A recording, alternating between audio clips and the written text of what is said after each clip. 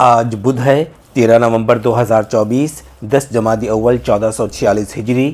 آج کے اردو اخبارات کی اہم سرخیاں۔ غزہ پر صہیونی افواج کے حملوں میں مزید 62 فلسطینی شہید، جھڑپوں میں 4 اسرائیلی فوجی بھی ہلاک، مرنے والے اسرائیلی فوجیوں کی تعداد 376 ہوئی۔ لبنان میں نہ جنگ بندی ہوگی نہ حملے رکیں گے، اسرائیلی ہٹ دھرمی برقرار۔ اسرائیلی فوج کی لبنان پر بمباری، 53 شہید، درجنوں زخمی۔ اسرائیلی فوج غزہ اور لبنان سے فرار اختیار کرنے لگی۔ ایک رپورٹ کے مطابق اسرائیلی فوج کو فوجیوں کی تعداد میں کمی کا سامنا کرنا پڑ رہا ہے۔ ڈونالڈ ٹرمپ کی نتن یاہو کے مشیر سے ملاقات، مشرق وسطیٰ پر ہوا تبادلہ خیال۔ اسرائیلی عوام طویل مدتی جنگ اور نتن یاہو حکومت سے پریشان ہو کر ملک چھوڑنے پر مجبور۔ حالیہ دنوں میں شہریوں کے اپنا وطن چھوڑنے کا یہ رجحان طویل مدتی سماجی و اقتصادی بحران کو ظاہر کرتا ہے، ماہرین کا دعویٰ۔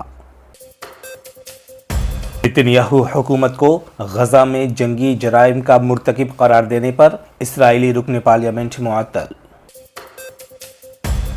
شمالی کوریا نے یوکرین کے خلاف روس میں ہزاروں فوجیوں کو تعینات کیا۔ چین کی خبر ہے، طلاق سے ناراض شخص نے شہریوں پر گاڑی چڑھائی، 35 ہلاک، 43 زخمی۔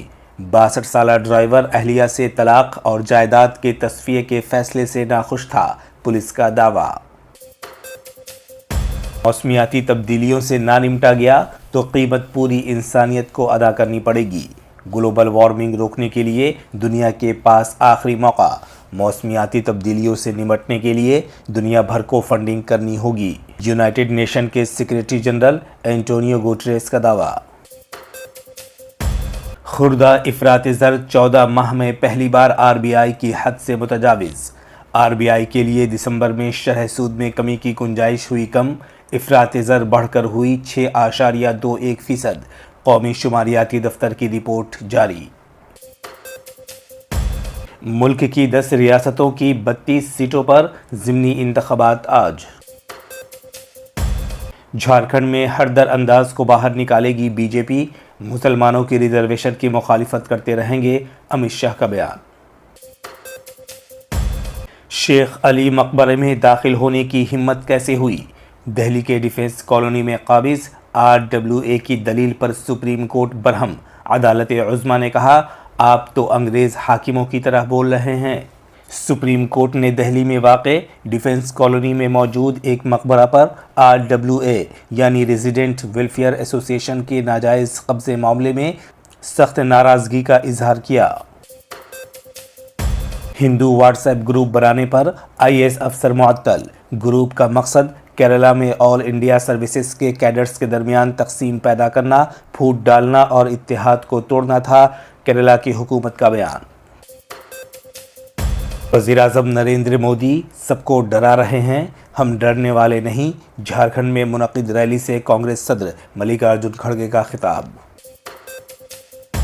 BJP کو اس کی جگہ دکھانے کا وقت آ گیا ہے، مہاراشٹر کے ریاستی کانگریس صدر نانا پٹولے کا شدید حملہ۔